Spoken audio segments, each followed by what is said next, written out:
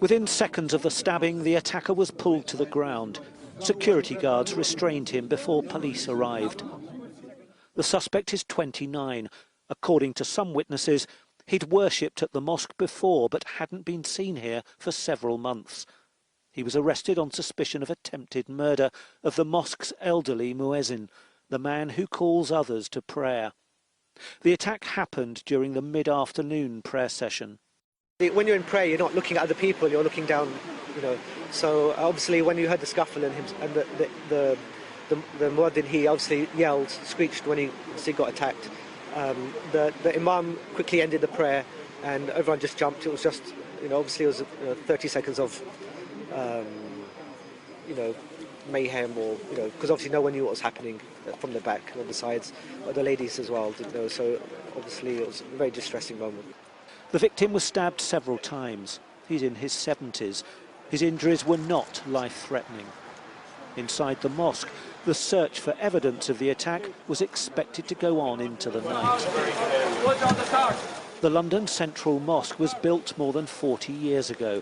Its main hall can hold more than 5,000 worshippers. We have 24-hour security here. Security are always here.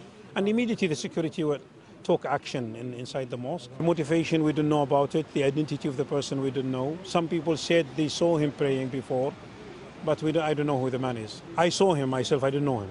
Prime Minister tweeted, "I'm deeply saddened to hear of the attack at the London Central Mosque.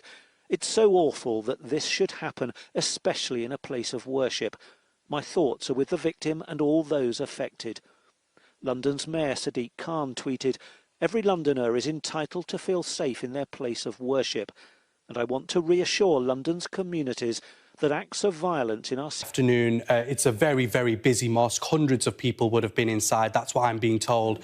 I mean, this is a mosque that can fill in one hall over 5,000 people. So you get the scale of how huge this building is and how often it is used by people across the capital. But thankfully, this Thursday afternoon, not a Friday afternoon, where Friday prayers are obviously the busy time, there was only a good few hundred people inside, and they would have been lining up ready for afternoon prayers. The man who has been stabbed is the man who would have led the call to prayer this afternoon, and it seems the attacker has specifically gone up and targeted him. He would have been right at the front of the hall as well, Sarah Jane, and that's where it seems that the attack potentially is taken out, because we've seen in the pictures where this man in the red sweater has been arrested, and that seems to be right at the front of the hall as well. We know he's been arrested on suspicion of attempted murder. He's been taken away by Metropolitan Police, and Mark White is currently speaking to the counter-terror police, who will be able to give us more insight into exactly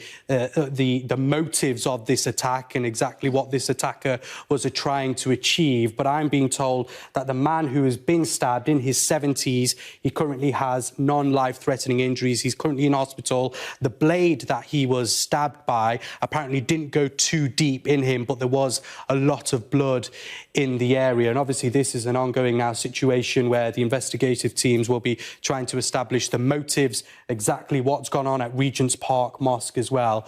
But I can guarantee you, Sarah Jane, there'll be Muslims not only at Regent's Park Mosque but up and down the country who'll be watching this and will be incredibly scared now after seeing another attack on a mosque. And we've seen those increased over the past few years. We've seen heightened security at mosques because of attacks like these, because of hate crimes against Muslims at mosques. And I think tomorrow, when Friday prayers comes, there will be a lot of security in mosques up and down the country because of this today.